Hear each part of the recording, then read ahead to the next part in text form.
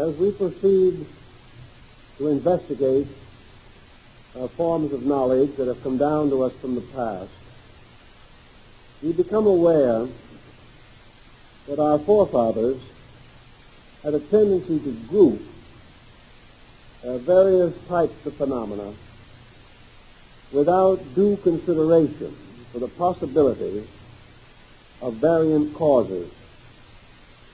It was their general thinking that a broad area of similar effects could be attributed to a single cause.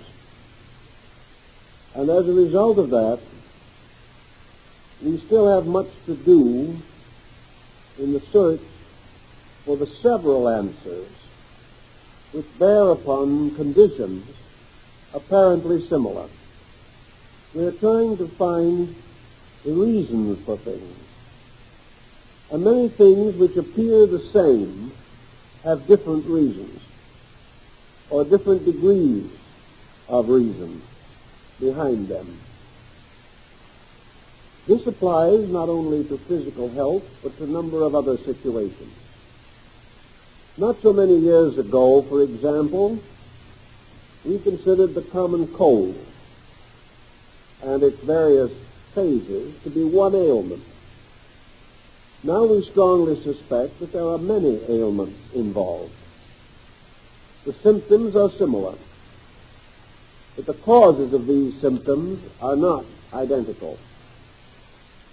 The same applies to the problem of dream phenomena. There can be more than one reason for a certain type of dream. There can be more than one explanation for what we would now regard as a small group of related experiences. Therefore, when we come to consider the premonitional type of dream, the dream that seems to have within it a warning of some nature, and this dream proves to be prophetically accurate, we immediately try to pin down one explanation that will explain all of the mystery.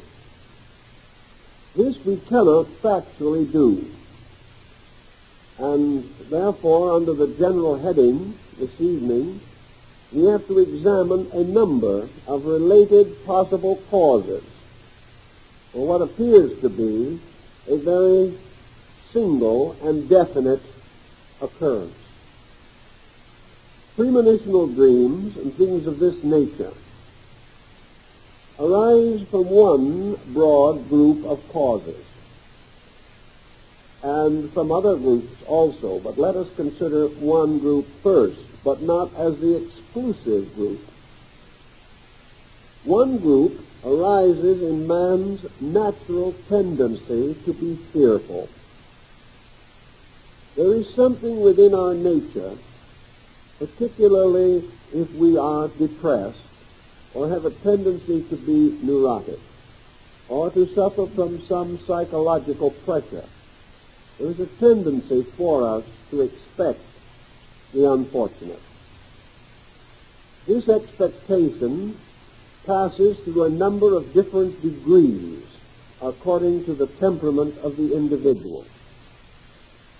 Nearly all warning dreams and most prophetic dreams have a tendency to center upon disaster or trouble of some kind. We are not likely to prophesy something in the form of an unexpected good. We are more likely to be afraid of an impending evil. Taking, for example, say 100 dreams or experiences or even strong intuitional pressures about something, we can come up with quite a variety of calamity warnings or forebodings. In the course of years, for example, there has been a large group of dreams relating to natural disaster. Almost every year, someone predicts a disastrous earthquake or flood. We have, for instance, been suffering for the last 50 years from a continuously maintained prophecy, for example, concerning the possible submergence of the entire Atlantic seaboard of the United States. We have also gone through countless occasions with people relating to more immediate disasters. There's hardly a mail that comes today that does not bring some worried question about whether a bomb will drop on Paducah or whether the Mississippi is going to overflow and become an ocean. This type of thinking is proverbial. For the last 2,000 years, we have had proverbial and regular end-of-the-world frights and fears. These are often accompanied by dreams. Sometimes they are forewarned by dreams. Now, what is the possibility of this type of dream? But before we go into that, one other point I should make. Up to the present time, probably 95% of these dreams of portending disaster are not fulfilled. The majority of the incidents predicted do not occur. Yet the individual, finding that they do not occur, seems to lose no enthusiasm for his tendency, and having failed in one prediction, makes two more. Of course, in many instances, predictions or forewarnings, if held long enough about a certain condition or in relation to a certain probability, may very well ultimately be fulfilled. I know that for nearly 20 years, a well-known English prophet annually announced the death of King George V. In the 20th year, he was right. And of course, under those conditions, the preceding 19 years were merely minor errors in calculation. The principle remained untouched as far as this person was concerned, and he promptly went to work predicting the death of the next king. This type of situation seems to indicate a man's natural tendency, under certain conditions, to fall into very negative attitudes.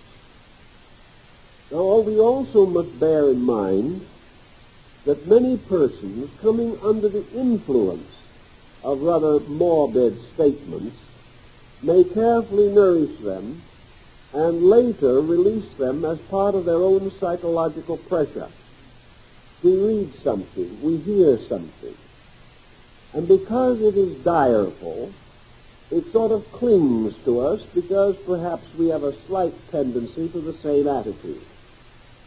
In time, this subconsciously accepted prophecy or premonition or record comes out again as though it originated in ourselves, or perhaps originated in some large circumstance.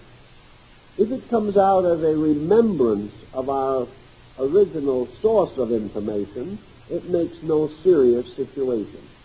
But if it suddenly takes visual form and appears as a vision or in a dream sequence, it suddenly seems to be more important. The majority of this type of dream is not fulfilled. It represents, as we say, a tendency obviously psychological to have a sense of impending trouble. It can be based, of course, on broad generalities of life. The individual whose life has been troubled may broadly assume that his future will be troubled. And persons in various anxieties can precipitate these anxieties as formulas and become even more depressed as the result. I think, therefore, that we must assume that one cause or source of the so-called premonitional announcement of evil arises in our natural subconscious expectancy of trouble. And if we become less optimistic, if our own psychological balance is depressed in one way or another, this possibility of trouble is magnified and augmented. Another type bearing closely upon this one is that the individual develops some kind of a religious or philosophical fixation relating to the possibility of trouble, and that this fixation becomes too dominant in his own life. We know, for example, that medieval man was under the opinion that the world might end at any moment. And as various millennial epics arose, which seemed possibly to coincide with this thinking, these persons did have vision. They did see what might be considered the last judgment. They beheld mysterious spectacles in the air and in their own psyches, which looked like the end of the world. But this type of premonition arose very clearly from religious conviction, intensified by the corroboration of others of similar conviction, and even by the preachments of respected authorities. Thus, if a fear mechanism is implanted in man, he has a tendency to enlarge upon it, to become continually expectant toward some negative circumstance. This type of premonitional warning has really no essential validity. It simply is the individual interpreting circumstances from a negative point of view, or perhaps taking on some formula and working with it a little too desperately. We know, for example, that for a number of years, pyramid prophecies were attempted.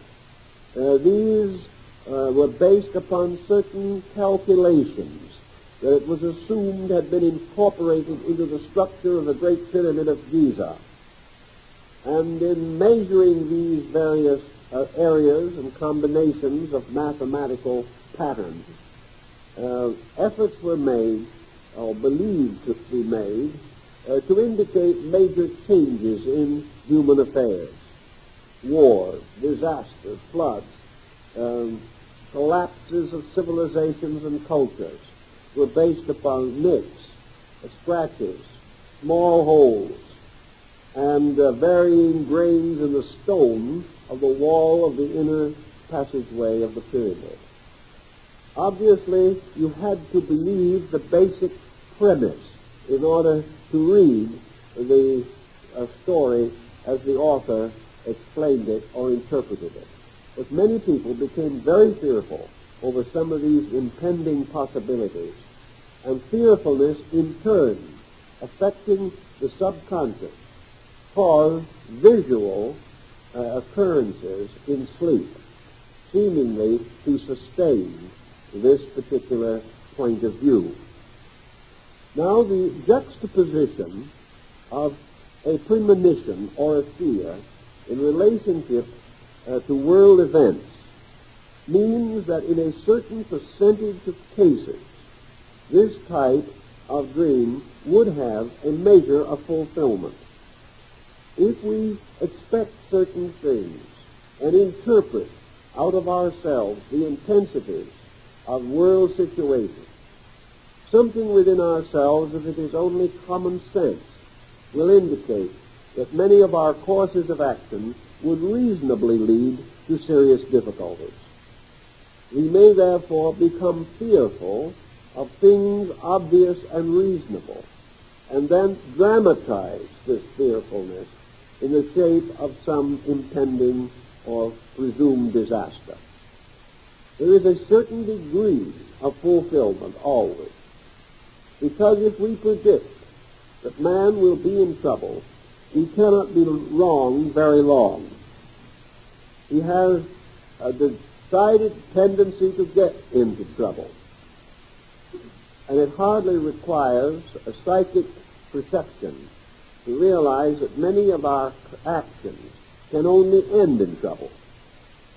Thus, perhaps, we are secretly telling ourselves the kind of consequences that are inherent in our own actions.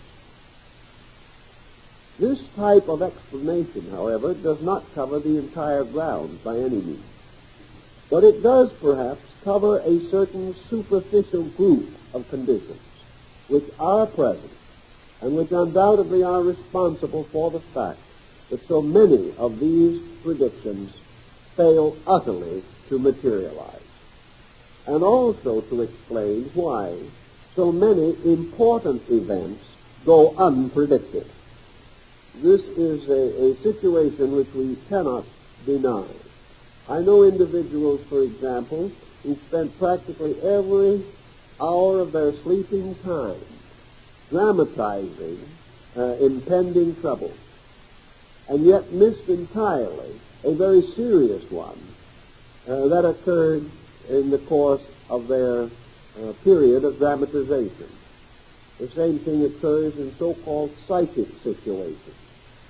I know an individual, for example, who really believed that psychically he was in tune with just about everything.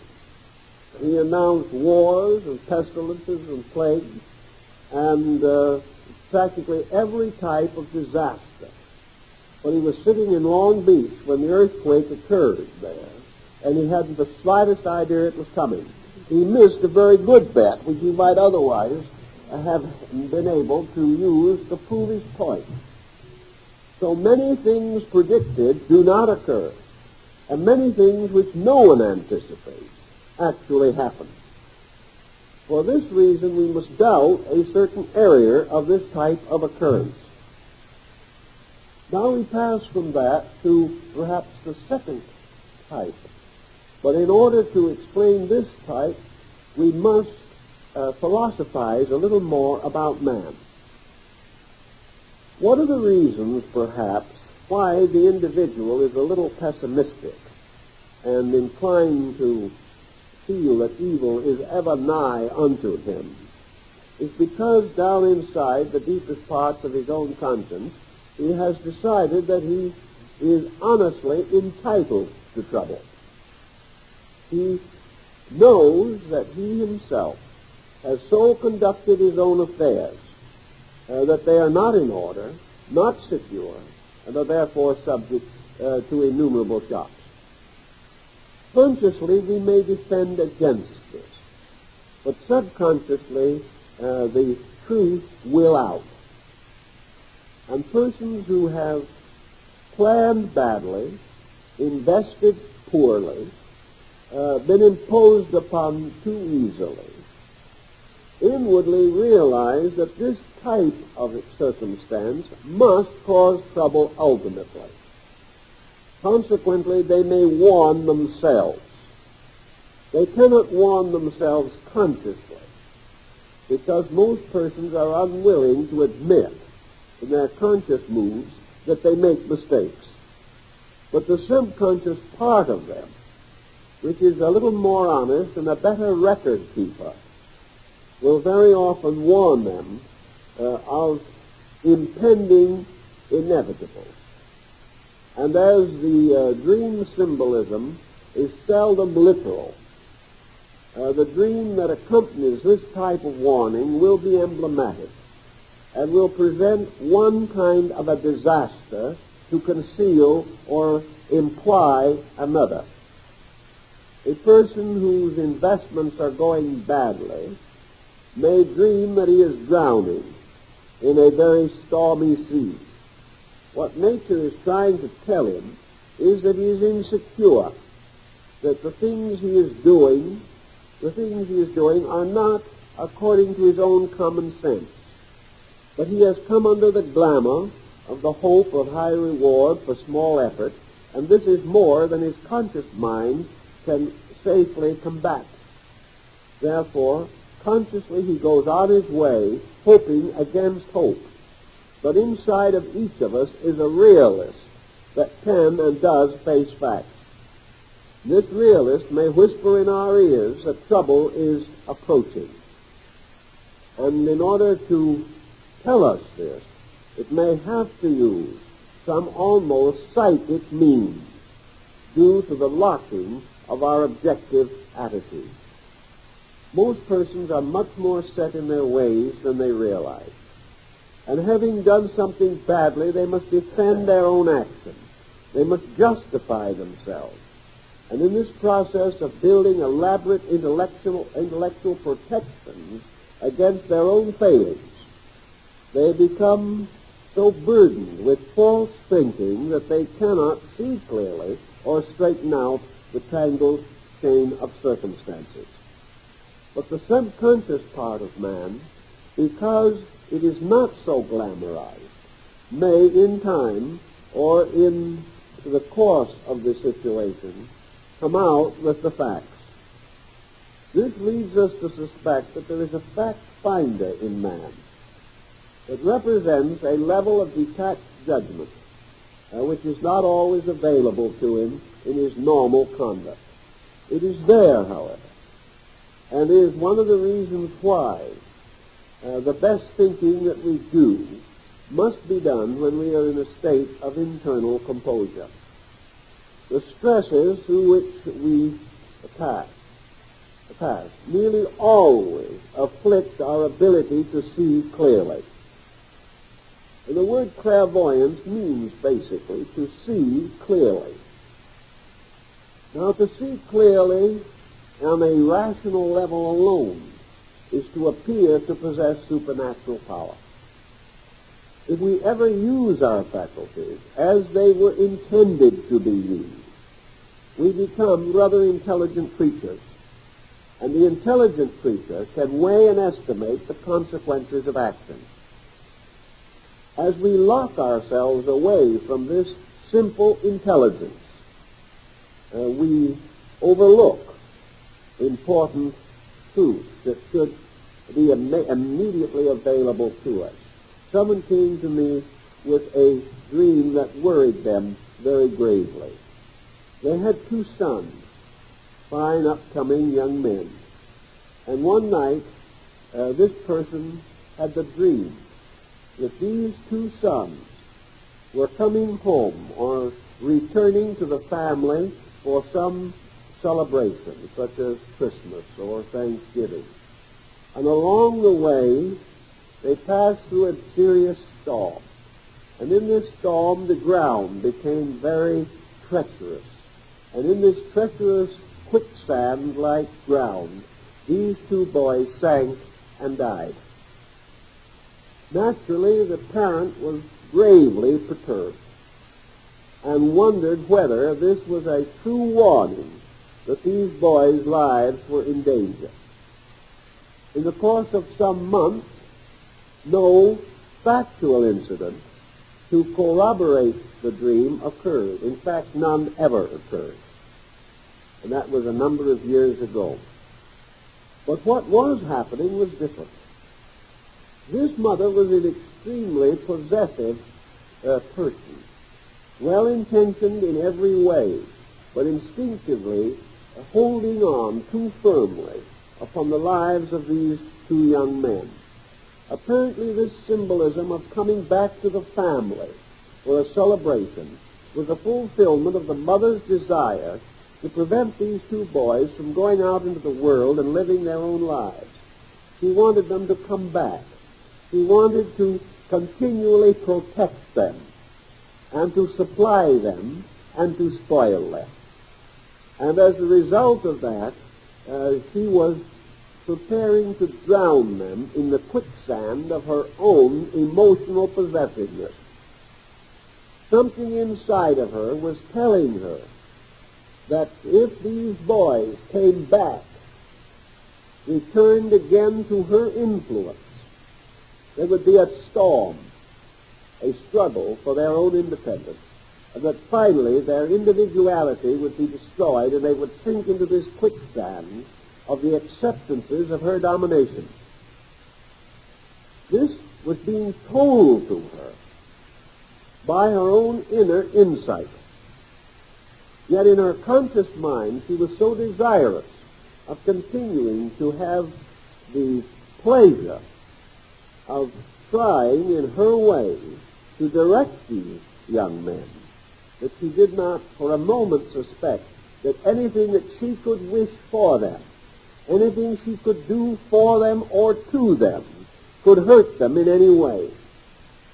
Yet she was on the very edge of causing them to lose their individual existence. Later, this proved to be true, and when a conflict did arise and one of these young men wished to get married, the mother developed an intense hysteria over the whole thing. The dream became meaningful, and when interpreted, the real facts began to reveal themselves, and fortunately the mother was able to sense this meaning, which she knew inside was true, and took hold of herself and prevented the psychological drowning of these young men. So that the dream warned something. It was a premonition, but it was not a literal or factual premonition. This is a very important guide because it serves two purposes. First, it shows that the dream does have a meaning. The second is it protects us from the danger of literalizing the symbolism and then feeling that there was no meaning because the physical events do not occur. Just as the mass ill fortune dream simply signifies the negativeness in ourselves, so many particular dreams indicate our tendencies, habits, or things we are doing which are leading us into trouble. Most persons in the course of life sense when something is wrong. Yet in this sensing, they do not clearly analyze the situation and honestly react to it in a normal manner. They become highly defensive and protective. They bring out more and more energy to sustain their own purpose, thus hastening what the dream intimates as a calamity of some kind. If then we have dreams that relate to some emergency, to those around us, we should do very well to understand our relationship with these other persons, to discover, if possible, what kind of an adroit scheme we are holding in relation to those persons. For usually there is a little scheme of some kind, a scheme which to us is perfectly reasonable and normal, a scheme which we do not sense as dishonest, but which perhaps is ethically not really honest. It is much of the same type of thing as intense competitiveness in business. We justify competition because apparently everyone practices it, and without it we are unable to survive. In the name of competition, we do things that are not ethically correct. At the same time, we may break no physical law, nor subject ourselves to any legal action. We are just not quite honest. And in personal relationships, this is a very common circumstance. We do not honestly estimate that which we too greatly love. We do not honestly estimate that which we too deeply hate. Wherever the emotions and attitudes and imaginations of the individual become involved, common sense, factual thinking, realization, and reality depart.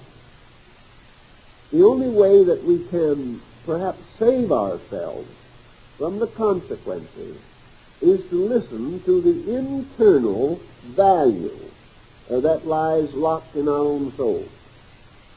If, for example, we have been taught by our religion or hold it to be true by our conviction that a certain measure of unselfishness is necessary for a truly moral, ethical life, and we become too selfish in our relationship, then the psychological disturbance resulting from this may cause symbolic dreams.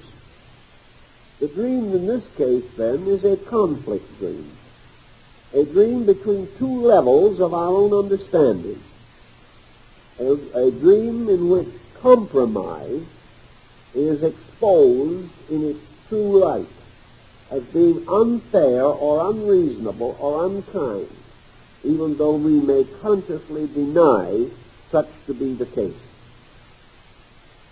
Therefore, I think we must acknowledge or respect the fact that the average person is more honest when he relaxes than when he is under tension.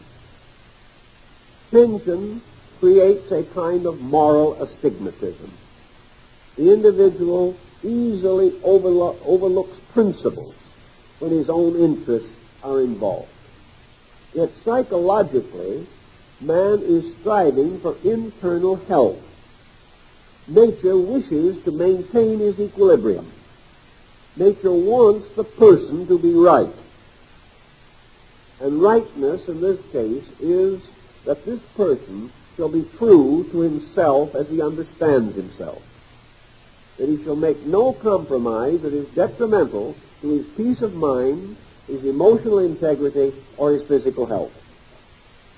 Under these conditions, the internal or subconscious part of man becomes an instructor, more or less giving advice, mildly correcting or chastising, or if the condition is very imminent and urgent, coming forth very firmly with some warning, a warning that arises from the result of man's inward life becoming too inconsistent, too divided, and to that degree endangering the total unity or integration of the personality. This leads to the next situation. We know that there are what are called prodromic dreams. These are symptomological dreams. They are known to exist. The individual, in various degrees of health problems, does dream in a diagnostic way. Some way, the internal chemistry of man, particularly when this chemistry has been attacked by the inroads of disease, affects the entire psychic life. Sickness, not consciously felt in the body, is already subconsciously felt in the psyche. One of the reasons for this may well be that disturbance of the psyche is the cause of the sickness. And this disturbance, which has perhaps remained for some time on the psychological level, begins to intrude itself upon physical function or structure. This increasing hazard to the total integration of the person creates psychological, mental, emotional stress patterns of a peculiar nature. These patterns can become intuitively known. They can be sensed before they occur. Inasmuch as a symptom, for example, will announce perhaps more than the symptom itself implies, because the symptom carries with it the overtone of what will occur if the symptom is not corrected. It is a warning, and once it appears and is adequately diagnosed, the whole course of an ailment can be anticipated. Therefore, a symptom may arise early, And usually symptoms do arise in time for the individual to take some kind of step if the symptom is duly noted. Psychologically, symptoms are known earlier than they are physically. The physical system, even though it is extremely sensitive, is not nearly as sensitive as the psychic organism. And by the time certain symptoms have worked their way out into our physical objective consciousness and we become aware of them, by that time a great deal of symptomology has already occurred that was cognized only by the subconscious part of ourselves. I think this may have been one of the explanations of the old clinics of the god Asclepius, the Greek god of healing. These clinics strongly emphasized dream diagnosis, and the patient was brought into the temple given a sleeping herb of some kind, a narcotic, a mild one. And then, in his sleep, the deity seemed to appear to him and diagnose the ailment. Also, sometimes recommending strongly the therapy indicated. Primarily, this undoubtedly was the unlocking of man's own interior power to know the condition of himself. When this has to break through in dreams again, it may very well do so symbolically. The event may not be exactly what the dream seems to mean, but there is a valid relationship capable of interpretation. A classic example of that, which I have mentioned in some of our writings, is the story of the man who had the dream that he was swimming in an ocean of blood, and a few days later had a very dangerous hemorrhage. This particular dream certainly was a diagnostic one.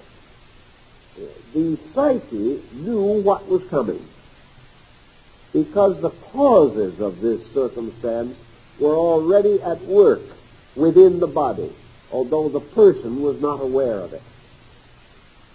One of the reasons why the psyche might have had this awareness is because the psyche was able to judge the nature of the person, the nature of his actions, his previous conduct in certain matters, perhaps habits or practices that weakened the body, or some previous sudden exertion which endangered the body and made this hemorrhage especially likely. Also the possibility of the psyche picking up a matter of infection or a matter of the gradual development of a disease within the body that the conscious person had not yet realized.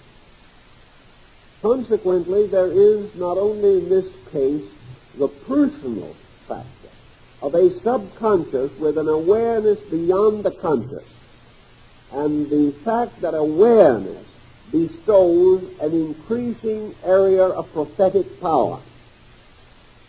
We call it prophecy, but actually it is awareness of facts, present or impending. Facts that have perfectly mathematical formulas and are developing and unfolding in natural sequences which can therefore be examined by anyone who has the interior insight to make the examination. Many people do not make the examination. Many persons, being afraid that their symptoms may mean something, disregard them in order to preserve for a little while the freedom from the oppression of an unhappy diagnosis. But the psyche senses all of these things. We may also note very definitely what is now coming to be more recognized and which we have talked about for so many years, namely that we must consider nations and races and collective groups as individual psyches. we must face the psychopolitical fact that the folk, or the people of a unit or culture group, constitute a psychological entity. These people may not be consciously aware of a course of circumstances affecting their country, or affecting their nation, or their race, or their culture. But there is no reason to say that the subconscious of these groups, that this subconscious nature is not aware of the inevitable consequences of group policies, and that the attitudes of people, their intolerance, or their various pressures, these will in turn affect the political life of these people. And on the same basis as the prodromic dreams, there is no reason to doubt that predictions about nations can be made. Predictions which seem fantastic, and yet which arise not in a miracle or in some unknown sensory perception, but simply arise from the fact that man is capable of greater thoughtfulness in these matters than he realizes, and that this greater thoughtfulness is nearly always obscured by some superficial false thinking of his own. Thus, denying the hazards, denying the dangers, or ignoring them, he permits them to gather around him and increase, and he strengthens the dangers until finally the psychic integration breaks through with some kind of a warning.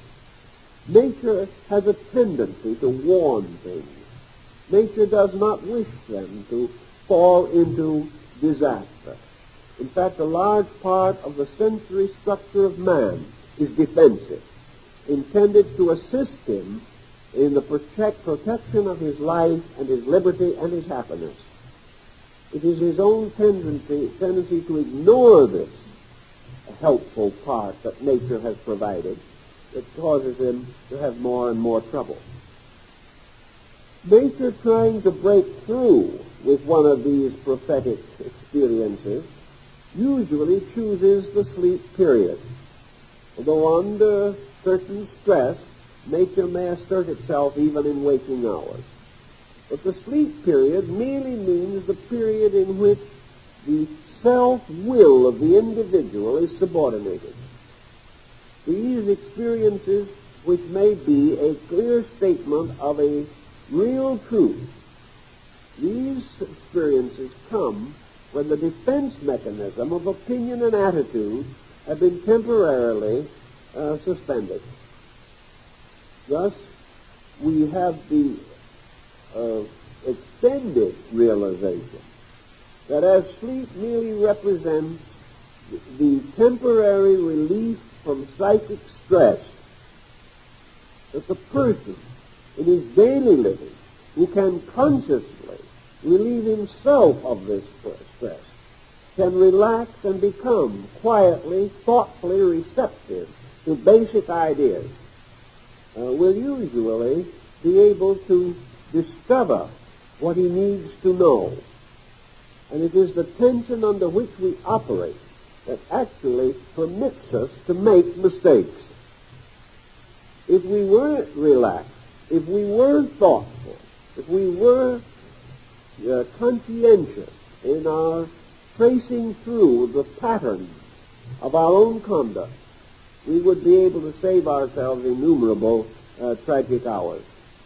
We have the power, but now this power only operates when we get out of the way of our own self-interest, which is a false self-interest because it is not helping us, it is hurting us.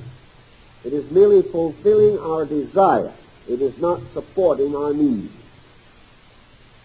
This leads us to another possible level of the explanation of this type of phenomena.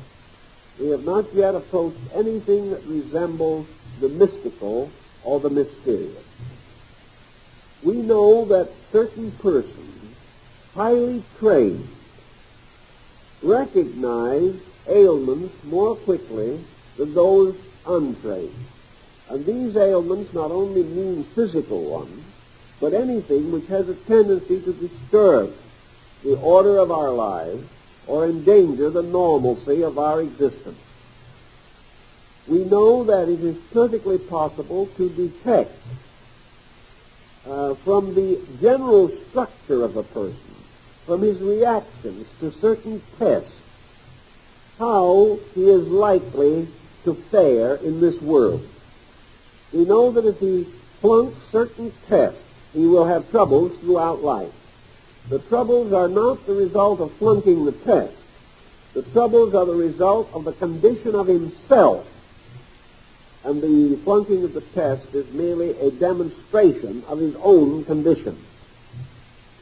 Thus, the entire psychic integration of the individual as he is gives us a very clear and concise insight as to what is most likely to happen to him. And because the details of his character help to define the details of events likely to occur, we can come very close to a remarkably accurate prophecy about someone, merely as a result of the daily exhibition that that person makes of the attributes of his disposition. We know that certain attitudes will have certain consequences. We may not be able to date the consequence, but we are fully aware that it will occur. And sometimes it occurs more rapidly than we realize.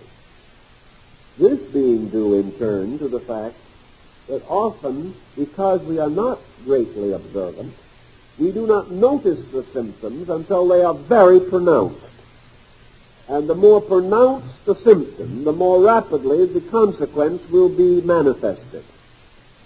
If we could perceive the symptom at its very beginning, we might be able to say it will be 10 years before this symptom will produce any marked effect. But if we are already 8 years along the process of this symptom building up, before it becomes sufficiently clear for us to sense, then the symptoms will produce their consequences in 2 years, because it is measured from the time in which we become aware of them. The most satisfactory solution to this whole problem, of course, and the lesson that it tries to teach us, is that we should search for these indications ourselves, that we should become as mindful as we can, not in terms of watching for impending trouble, but in becoming keenly aware of processes which can cause trouble, correcting them ourselves, and placing a long-range strategy in our minds. We so frequently forget that time passes rapidly. And an individual at 20, told that a certain course of action will make him ill at 40, is very likely to say, well, remind me at 39 and I'll do something about it. This is our thinking. After all, we have 20 years to do as we please, and then we can start a new strategy of some kind. So we do not give very immediate thought to remote happenings. But these 20 years go by with unbelievable rapidity, and suddenly that impending event has lived its life and has come to its fruition, and suddenly we are faced with it. By that time, it may have progressed to a degree we can do very little about it. This putting off of necessary changes in ourselves is a very false way to seek pleasure, happiness, or comfort, because these purposes of nature will undoubtedly assert themselves with almost mathematical finality. All these processes we sense. We are only now beginning to place them into the terms of a science. Only now are we permitting the things we have known and always known to have a distinct part in the regulation of our outward affairs. The process is still in its infancy, but we are gaining on it gradually. the psychosomatic relationship between certain policies and health, or the relationship between character and the probabilities, for example, of successful marriage, the relationship between inner maturity and our ability to direct the lives of our children, these things are certain and factual. But we are not always willing to face them. But subconsciously, they build up toward their own inevitable conclusions. Most of our psychic stress is due to this conflict between the surface purposes of the individual and the subconscious facts which are constantly trying to impress him, trying to come through into consciousness in order that he may take advantage of the truths that they reveal. Now, there are several other possible degrees to be considered here. There are other phases of this matter. Influence from other persons, and how this influence may appear through dreams to be prophetic. But all in all, the average person who comes under dream analysis or deals with this phase of his own inner life is not essentially a prophet. He is not basically a mystic, no matter what he wants to think about this. He is really a person of comparatively imperfect attainment, who is in need of immediate help in the most simple and commonplace occurrences. The individual who thinks he is far beyond these problems of ordinary mortals suddenly finds himself confronted with a broken home or sees his business evaporating through poor management. It has not occurred to him that such things could happen to him. He believes that he has gone far beyond this in his internal insight, but he has falsely weighed his own attainment. And I think it is wise in the view of this to assume that the average person does not have available extrasensory faculties which may normally be the explanation of unusual occurrences. What he calls extrasensory faculties are really his own true faculties, which he has not been willing to acknowledge, or which he has misinterpreted. And the voice that comes is not the voice of an angel.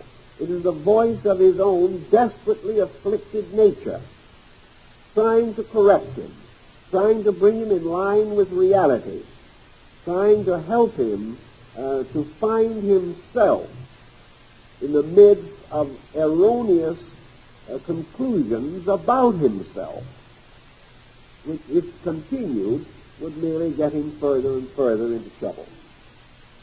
This type can be examined and amplified, and books can be written relating to these phases of the situation.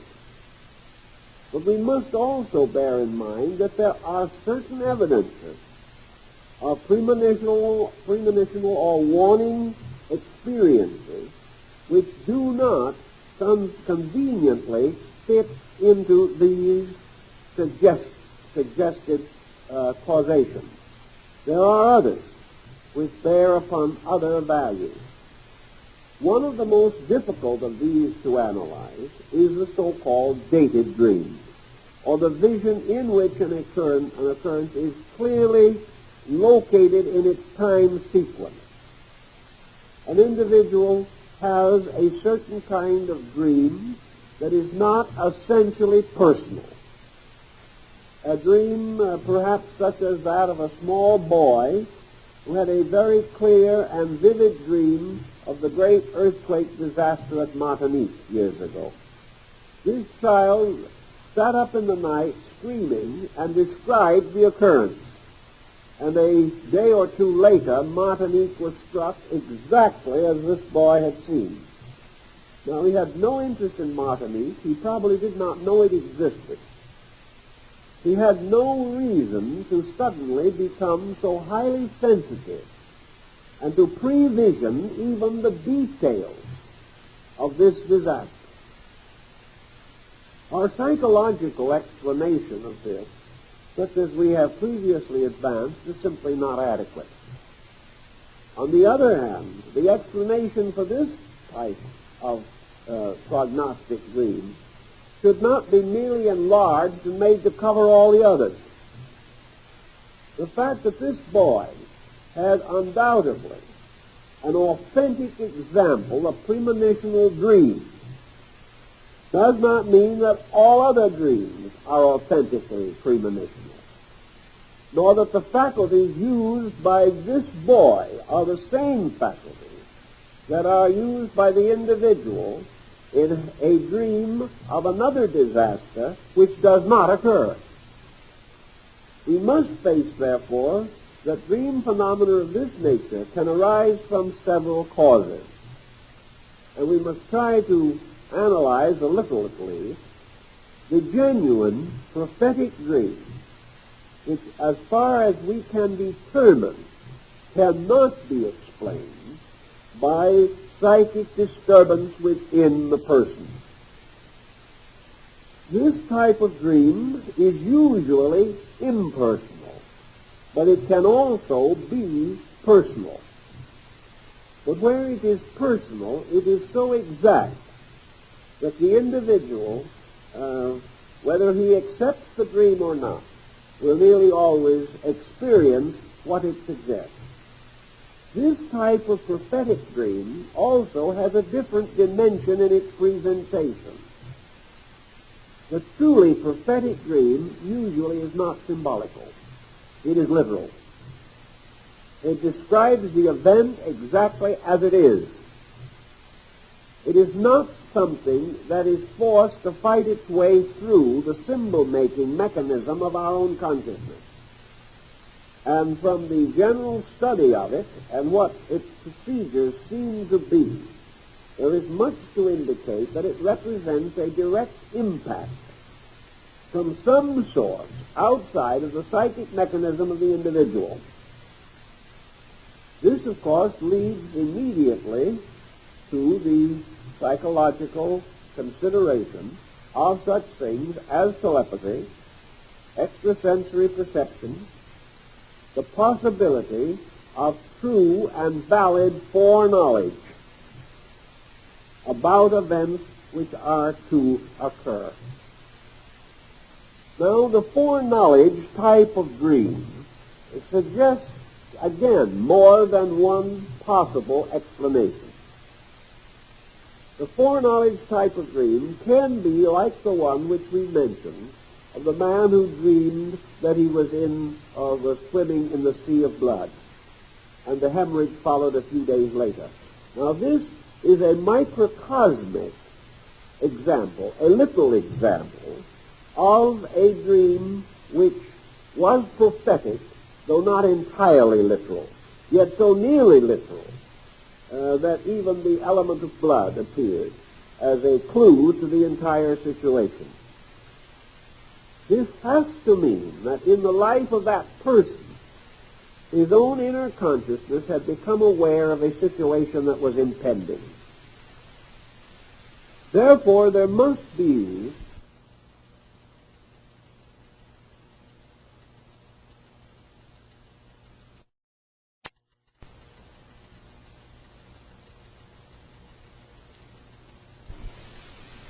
the planets do not cause the disaster, but they precipitate it. Just exactly as a person under a certain type of stress may have a long enduring tendency to a thrombosis.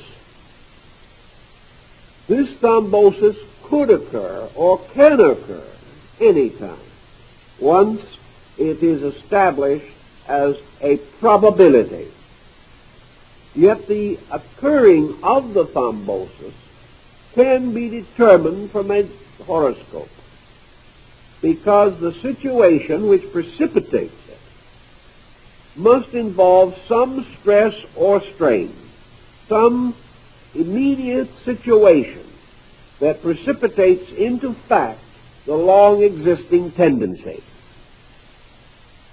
Now, it is conceivable that man is sufficiently sensitive to these psychic influences or to these groupings of planetary force that he can become aware within himself of the pattern which is going to affect something else.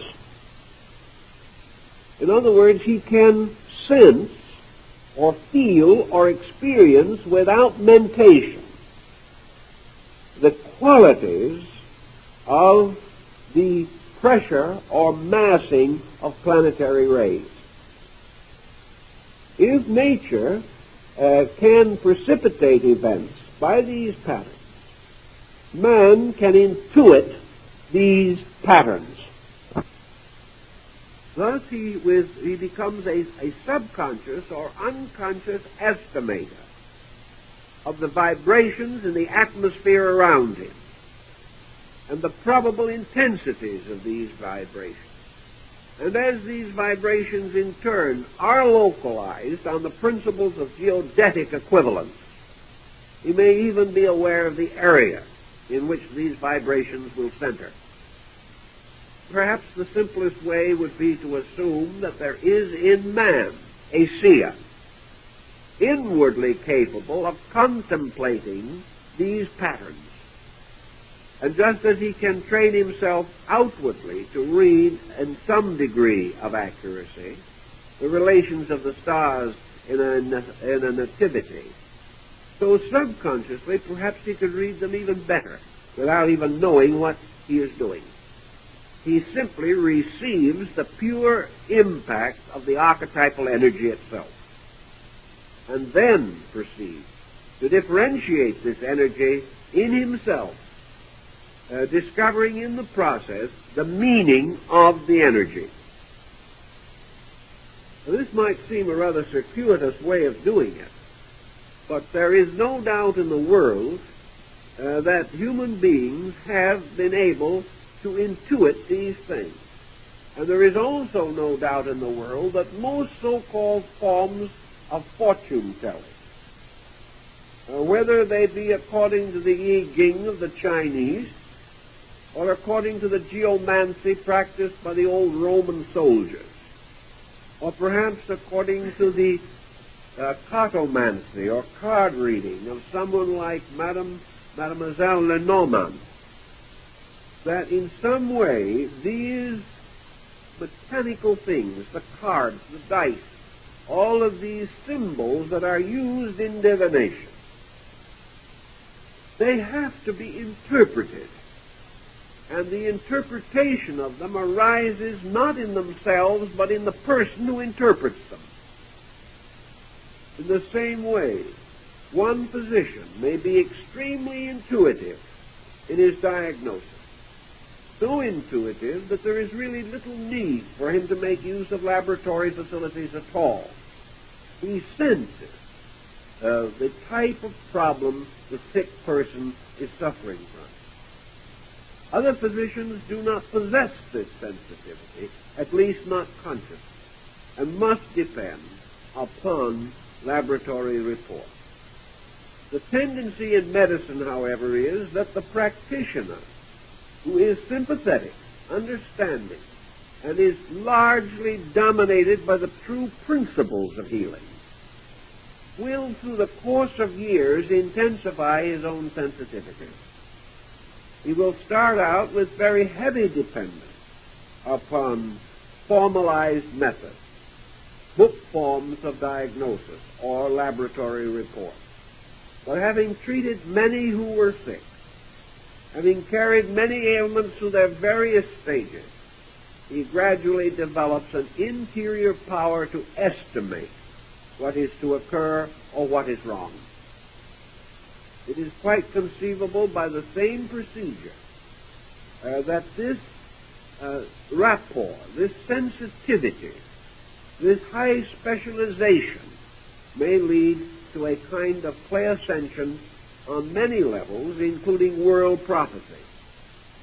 The seer who is always responsive to the psychic forces around him and who therefore, in a rather relaxed manner, casts the dice or drops the little sticks of Chinese divination, immediately mysteriously sees symbols, as Auntie used to see them in the teacup.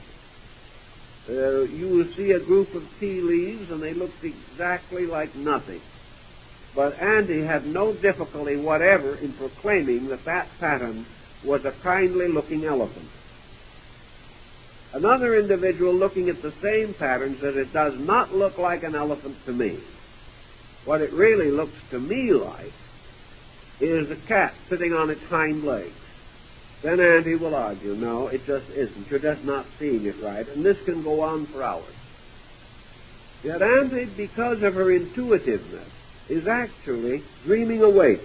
She is imposing from within herself a meaning. And if she is sufficiently sensitive, her meaning may be correct. Because she, again, is sensitive to something, the force or pressure in life which is moving events. This means that there must be, and there is, in nature, as in man, some pattern which can be diagnosed. Nature cannot be merely blind forces moving blindly. If such were the case, no prediction could be made. There has to be a pattern, a scientific unfoldment of archetypes, by means of which it is possible for a sensitive person to tune in to one of these patterns. Now, the next thing that comes to mind in all of this situation is a little different, but has a bearing upon this. We assume that man's physical body is a sort of mirror in which his psychic life is reflected, so that his physical personality becomes the extension of a series of causal factors behind it. Let us assume for a moment that the physical earth is such a body, but that this earth is really the visible part of an elaborate structure, and that the invisible parts of this structure correspond to the emotional, mental, and psychic life of man. Therefore, that predispositions to various physical conditions lie within the invisible parts of a structure. That what we would call, therefore, a physical circumstance arises from a series of invisible factors. That these factors group, and when this group of factors becomes sufficiently dominant, then the physical body or the earth body will receive this impression and will be molded or modified accordingly. Thus, things happening in the visible nature of things have an antecedent existence. They are existing through the process of becoming what they are. And things do not simply happen. They are motions of values moving into a precipitate state. They are gradually intensifying and intensifying until they become factual or dominant in the material world. Let us use another parallel for this. An individual develops a habit. This habit is a kind of luxury of his thinking or of his emotion. He starts out perhaps with a pretty decent disposition, and then he begins to fall into a habit meaning a non-resistance to some negative factor in his own personality. And first, you know, he nags a little. Well, anyone can nag a little. Most people do. Most persons who never gain reputation for nagging have occasionally indulged in it. But this particular individual found also within his psychic nature a tendency to be habit-ridden. And the nagging, which might have only been very occasional in another person, produced immediate results which seemed to fascinate this habit-prone person. He nagged a little, he got what he wanted, like a child. This individual found that when he kept on pressing himself or his point, other people said, oh, well, let's do it his way if he wants it that way. So he won. Well, having won by a negative action that is not especially meritorious, and having a natural tendency to be habit-ridden, this person really developed into a first-class nagger. At first they nagged once a year. A little later they nagged once a month. A little later still once a day. And finally all the time. Finally they could no longer turn it on or off. It was no longer an expedient nagging. At the beginning the individual nagged just at the times when it would do him the most good, or thought it would. Finally he can't control it at all. It becomes like a habit addiction. It becomes a tremendous pressure. And all his willpower cannot get him over this instinctive habit. It may destroy many values for him, but he can't stop. Now this has all been building something for a long time. For perhaps most of a considerable period, this nagging produced no visible result, except perhaps occasionally he got what he wanted. But after many years of this problem, the crisis came. The family got tired of it. And perhaps some very slight little nag just at the critical moment, and this individual's family left him. The action finally occurred one afternoon. But the cause of it had been building for 20 years. But there was a moment in which this cause precipitated itself. Now, at the beginning of the 20 years, no one, perhaps, could have foreseen where this nagging was going to lead. But 6 months before the break came, any good analyst could have described very immediately what was going to happen, because the reaction of all the persons had become so conditioned that it was merely a matter of time when the family would disintegrate. Tuning in at one of these later points by subconscious means, any individual who was intuitive could have announced the broken home. And by the degree of the intensity of the situation, could have said, perhaps not the day on which it would occur, but that the condition would not extend much longer. That it was only a matter of months or a year or two, and it was going to happen. Everyone involved was at the breaking point. Somebody had to break. So if you could have tuned in on this process at the correct moment, you could have very well diagnosed exactly what was going to happen, and probably would have gained some reputation for being a wonder worker. But these things represent patterns building up. World patterns build up. The psychohistorian can see it.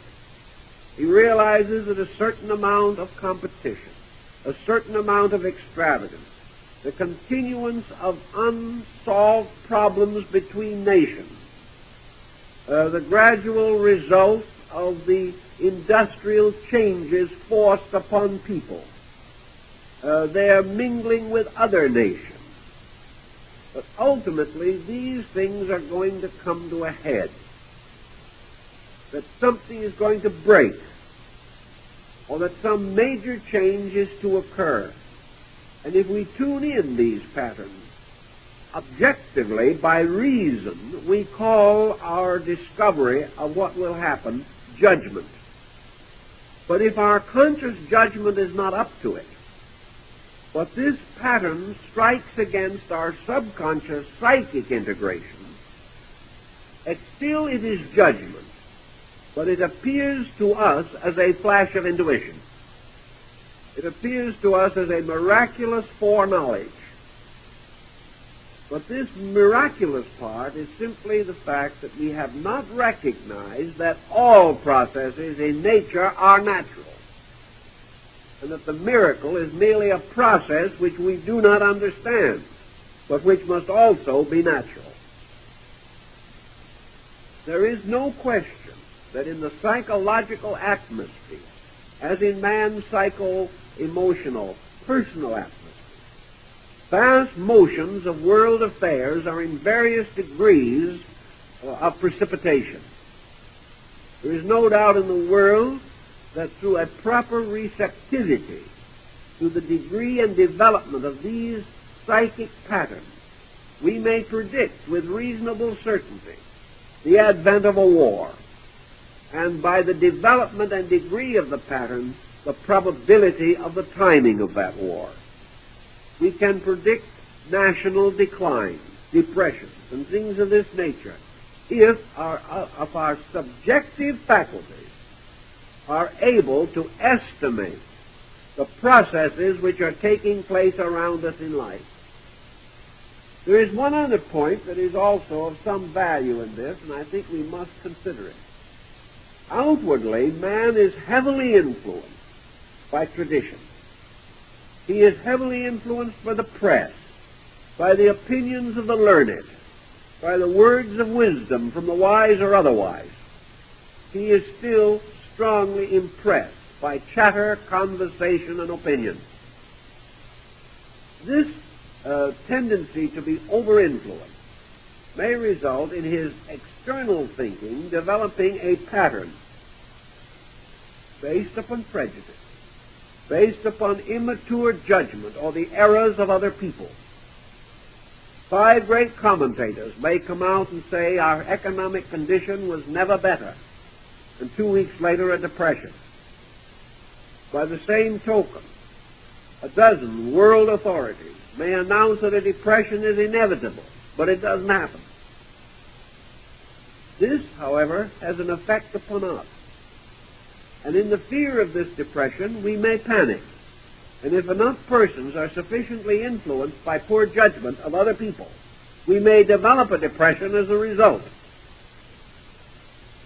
At the same time, however, that we are building up these patterns dependent largely upon our respect for the opinions of others or our acceptance of the reports of experts, or the common feeling that many people have, usually negative. Contrary to this is our own psychic integration, which may, by its own detachment, by the fact that it has an existence in itself, and is subjected to other types of influence than those with which we are physically surrounded, the psychic entity may come to a completely different conclusion about this particular group of symptoms. If the psychic entity is more thorough and more mature in its thinking, it will be more right than report. Now, I know in this particular case we are on very dangerous ground, because if we recommend that an individual always follow his own guidance and go contrary to the opinions of experts, we can also get him into terrible trouble. Theoretically, your expert is a trained guesser. He is an individual who has specialized in a field and probably knows as much about this field as is possible in the light of the degree of intelligence which he possesses. On the other hand, he can be wrong. He can definitely fail to take into consideration circumstances which perhaps he has not faced, or he may be over-influenced in himself by his own particular addiction to certain patterns of ideas. There are experts in this country that have been predicting a depression ever since we got out of the last one. Now, many of these experts are regarded with considerable veneration. We see around us enough symptoms to indicate that they might well be right. But someone may come along and out of a peculiar integration within himself, he may experience the fact that these men are wrong because he is looking from a viewpoint tied to an archetypal sensitivity. And he is free from the fact that predicting a depression can also become a habit. And therefore, the individual falls into a situation in which he does not react to judgment, but reacts to prejudice. Under these situations, the inner life of the person, if it is well integrated, can anticipate more wisely than an expert by the process of intuitional recognition of value.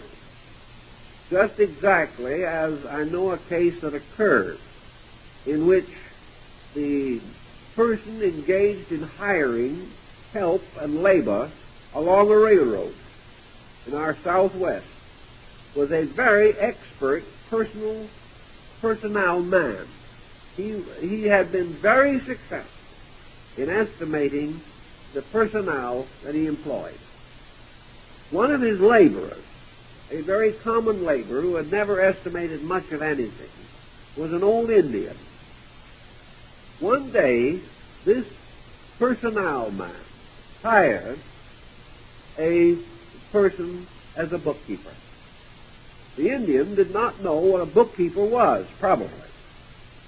But after this man had enthusiastically hired this other man, the old Indian laborer who had been walking and standing around walked up to the personnel man and he said, "Excuse me, you have just hired a thief." So it proved to be. The Indian was nearer right than the man who had had many years of successful experience. The Indian had sensed something. He had an intuitive faculty, perhaps belonging to his people. In any event, he was right.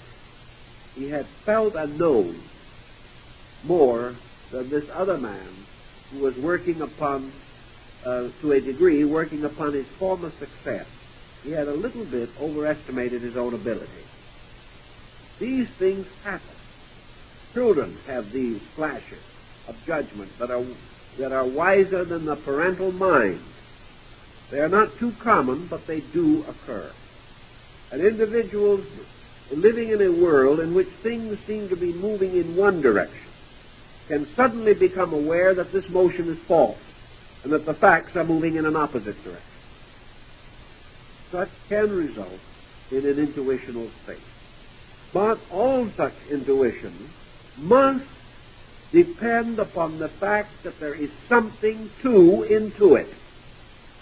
There has to be some reason, some process, some formula, some pattern existing to which the individual can attune himself.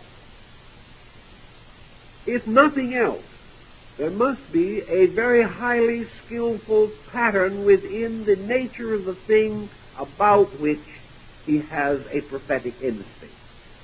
He must be able to experience something that tells him which way that event is going. And it has to be going that way, whether it appears to be or not.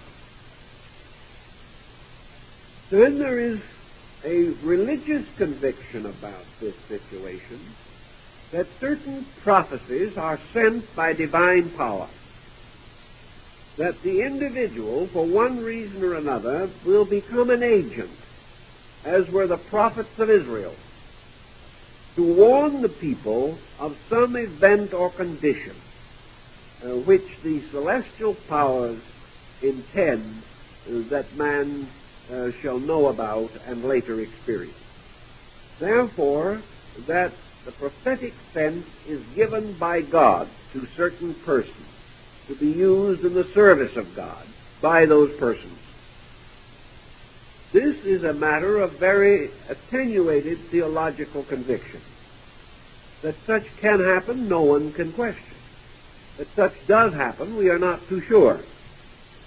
But there certainly appears to be a time or a condition in which vision or insight is intercessional, that it comes as though to save a situation that is utterly beyond man's ability to control. Therefore, that a sudden insight must be imparted. We know also that periodic expressions of such insight are recorded in the development of people. Periodically, nations, races, clans, groups become deeply involved in some situation which could have desperate results. And in these larger collective patterns, the prophetic factor is often introduced. The emergency seems to produce a prophet, and this prophet becomes the instrument of warning. He becomes the one who seems to be intended to lead a group of people out of a disaster and into a better condition beyond it. Very often this type of prophecy is of extraordinarily detailed nature and was anciently held to be a power bestowed by the gods. Many of the older writers discussing this type of prophetic power held it to be the particular province of oracles, of anointed priests, of mystics, of heroes, and of divine beings sent into the world as instructors of men. Many scriptural writings contain prophecies. Many of these prophecies are described as originating in visions or in dreams, as in the vision of Ezekiel, or the visions of John on Patmos, on Jacob's vision of the ladder. These things seem to have been imposed upon man by a superior power for a particular purpose. And this purpose having been fulfilled, these prophets prophesy no more. That such a situation can be considered, we do not doubt. Whether this actually means that the individual receives these admonitions from deity directly, or whether beneath the psychological layer of the human personality there is a truly spiritual core, and that what might be termed the great vision, the vision for the healing of nations, the vision of the restatement of basic truths which man must re-experience or perish, whether these very deeply are not perhaps linked to the spiritual power of man himself, who as a being participating in the divine nature may also participate in the omniscience of that nature, which is the condition of a spiritual all-knowing.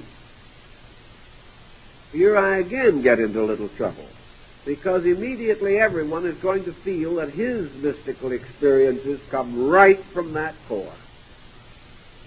But usually further searching indicates that this is optimism. The type of person or individual that has these extremely powerful spiritual revelational experiences, the type of person is nearly always strangely outstanding, strangely linked to destiny.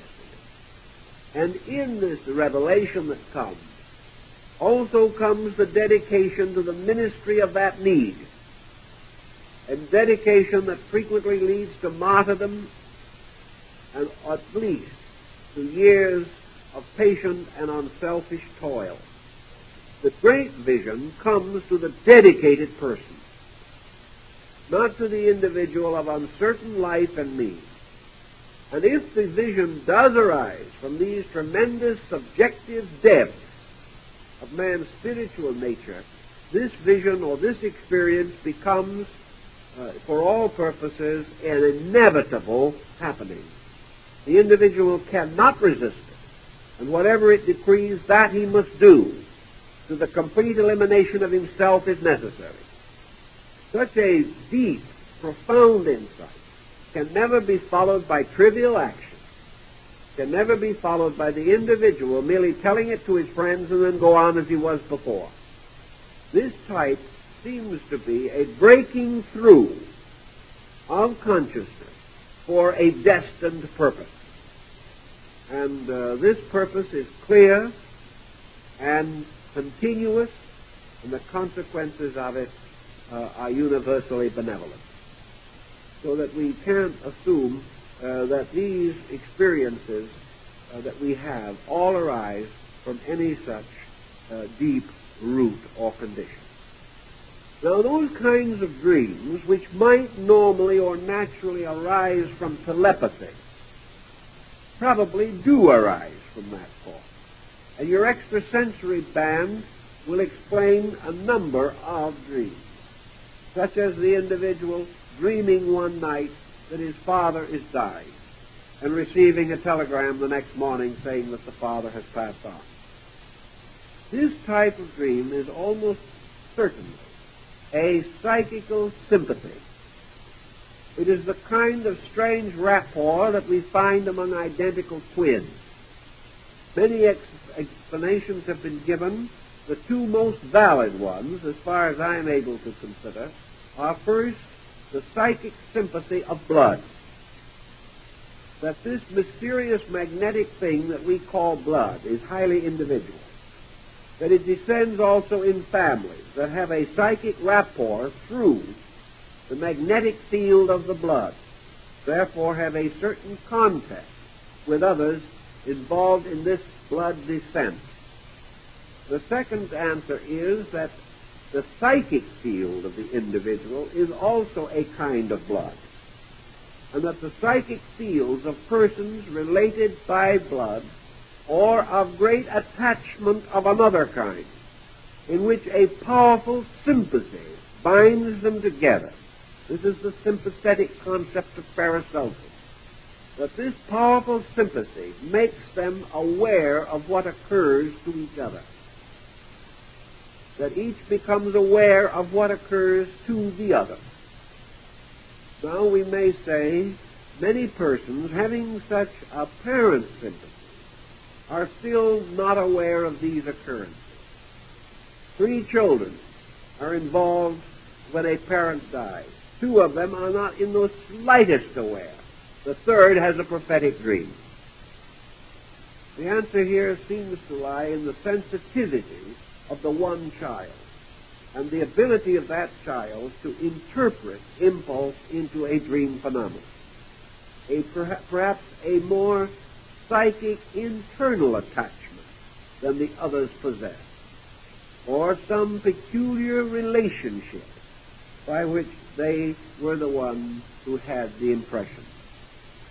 Where, for instance, a thing of this nature occurs, it is almost certainly a problem of telepathy, or any dream that is based upon some form of knowing that depends upon someone else knowing or doing.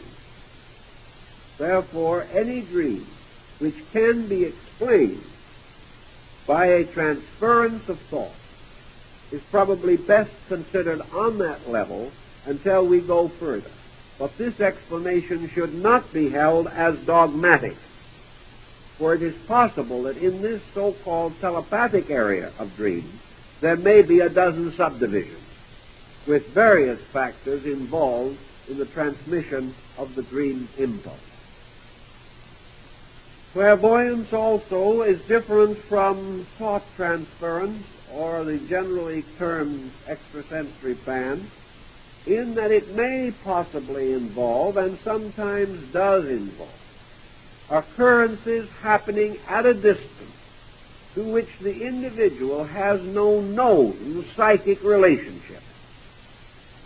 The person, as in a dream traveling in another land, may become aware of things happening in that land, or may see events which might not have any particular personal bearing.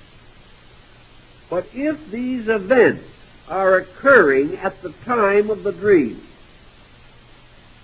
or the event follows the dream closely, then it is quite probable that such a relationship exists.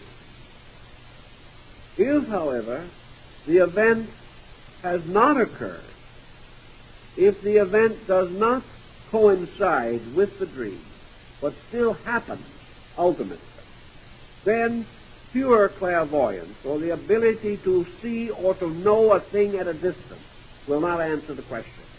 Many of the American Indian medicine priests have the power, according to their own belief, and is testified to by the experiences of their people, of being able to locate game or to locate herds of animals at a distance. The old priest would simply, in his own terms, sit down, quietly meditate, and send his consciousness up and down the wilderness and find those herds.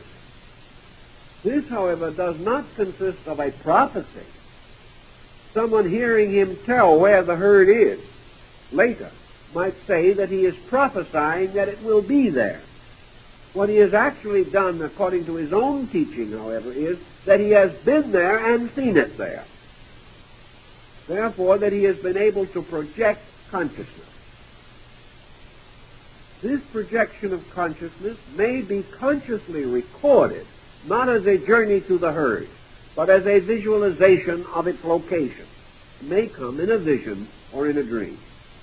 Most of the wisdom of the old priests, most of their instruction, most of their discoveries were recorded in the dream sequence form, because the inward experience broke through to their outer consciousness in this way.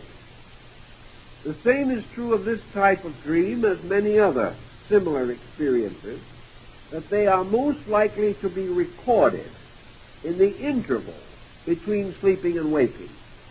Man sleeping most heavily in the first 2 or 3 hours of rest is not so likely to have the visions occur or the dreams become consciously received during these first hours of heavy sleep.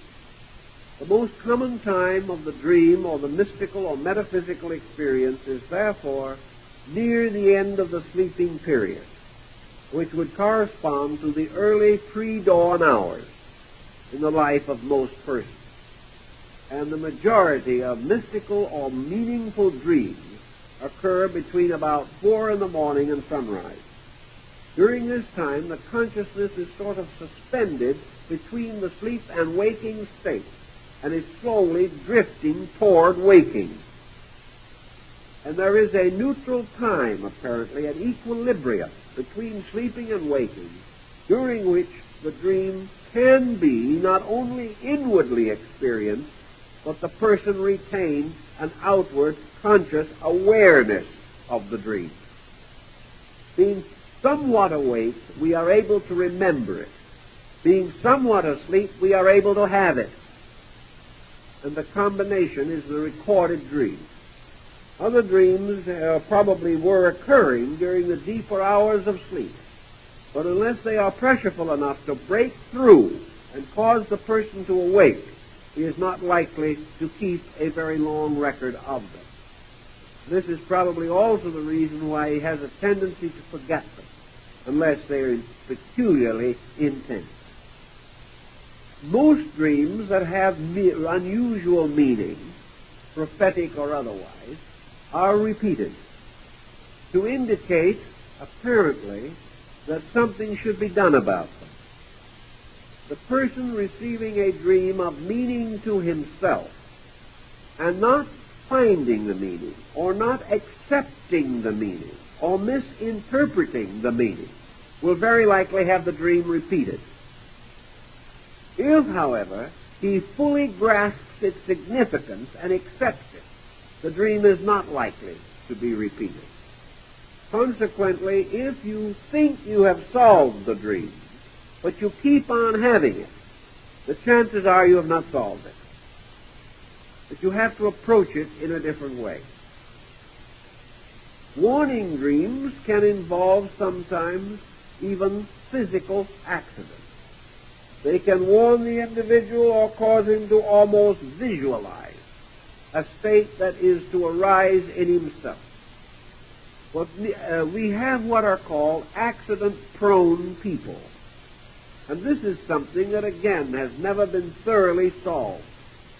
But there is something that seems to indicate that even a so-called sudden accident emergency is not just merely a fortuitous and isolated incident. The accident-prone person has within himself a susceptibility to certain occurrences. This susceptibility is the result of some peculiar characteristic of his own nature, and the dream may frequently symbolize this proneness to a certain type of incident. I've known persons who were under a very heavy problem of being accident-prone, who have had as many as a dozen accidents in one day. They were none of them very serious. Maybe once the person hit the thumb with the hammer, perhaps a little later slipped and fell, a little later reached to an upper shelf and threw out a sacroiliac, and so the day went. It was just one of those days people like to forget about. Yet this type of accident-prone sequence has a meaning. It has to arise in some symbolic pattern of personal intensity. The accident-prone person is at the time out of adequate control of his own reflexes. Therefore, he doesn't stop soon enough. He doesn't move slowly enough. He doesn't skillfully guide the nervous reflexes. He is out of the immediate integration of his own reflexes. Now, in the cases involving certain types of incidents in dreams, a chronic state of being out of control will produce a whole series of accident situations to which the individual is prone.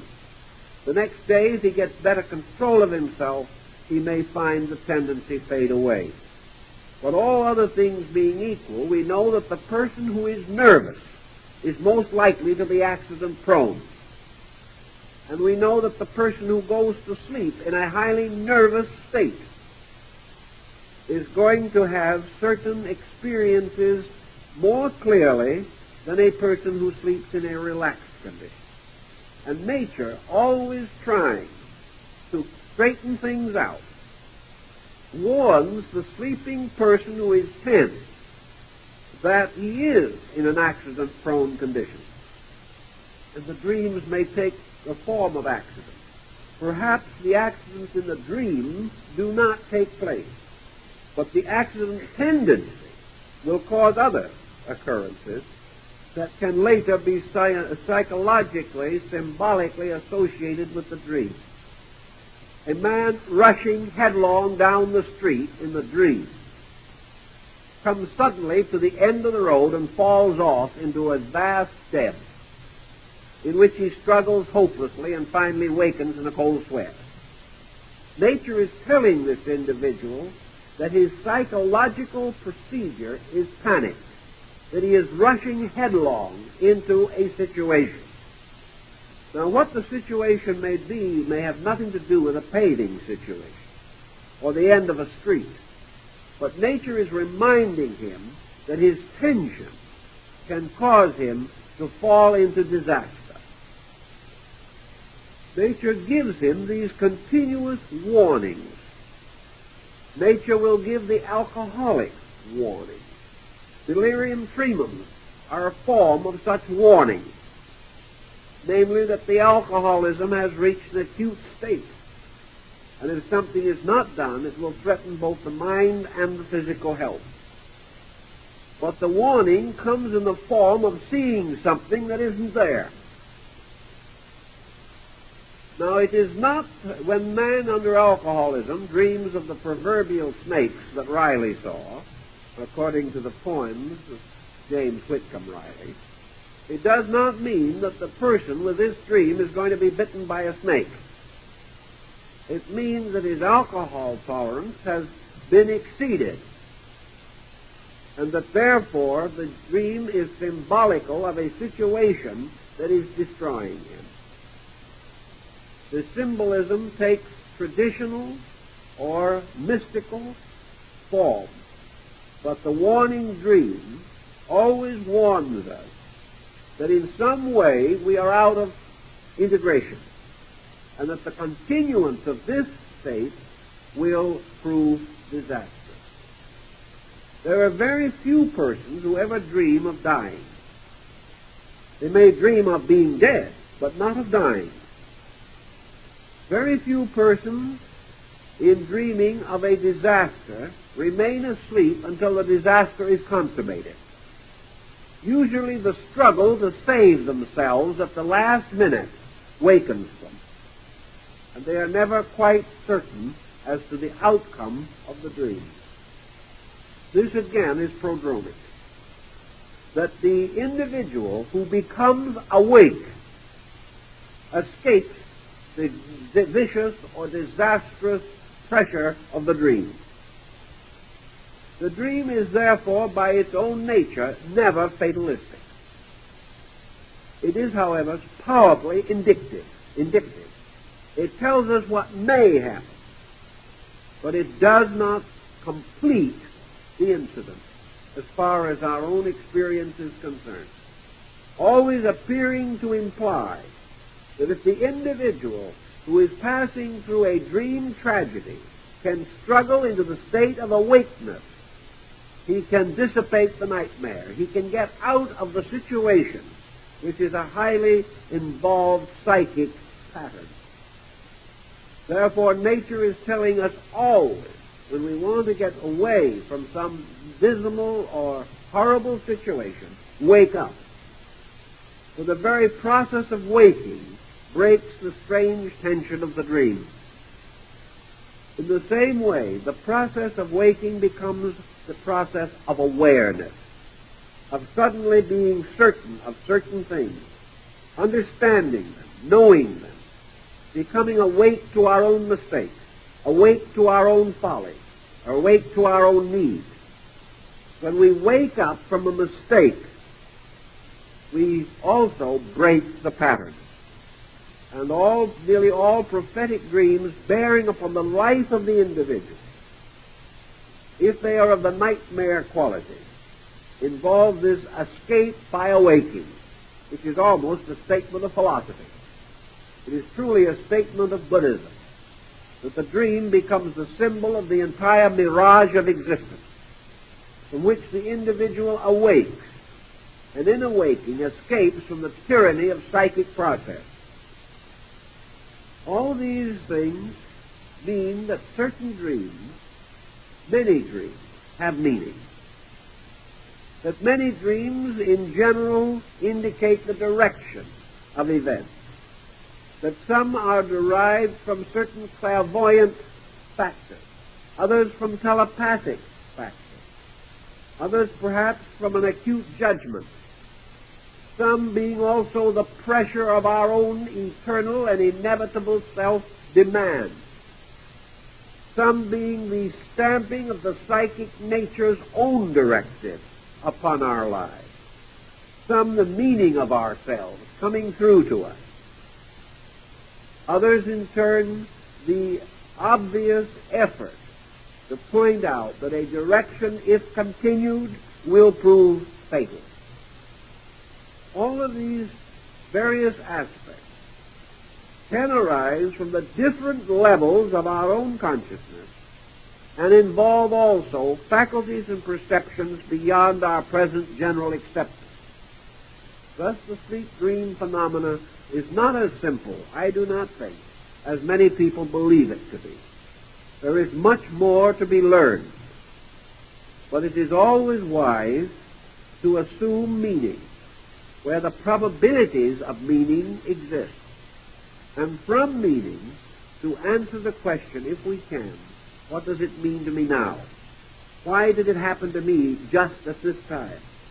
And what does it tell me that I should know in order to prevent the fulfillment of the negative aspects of the dream itself? The dream indicates that there is a negative factor at work in life if the dream is morbid. Therefore, this factor must be found and corrected. And the psychological fact remains that when it is corrected, the dream ceases. Therefore, it has served its purpose. And to discover the purpose is to erase the repetition of the dream or its morbid implication. So these things we all have to work with, and a little self-analysis and study may produce not only interesting results, but actually will enlarge the general knowledge of the field, so that each person in this area, because it is not well developed, can make personal discoveries that have meaning and can perhaps ultimately assist in the directing of the research mind into the channels necessary for the fuller explanation of dream phenomena. Time is up, so I guess that's all for now.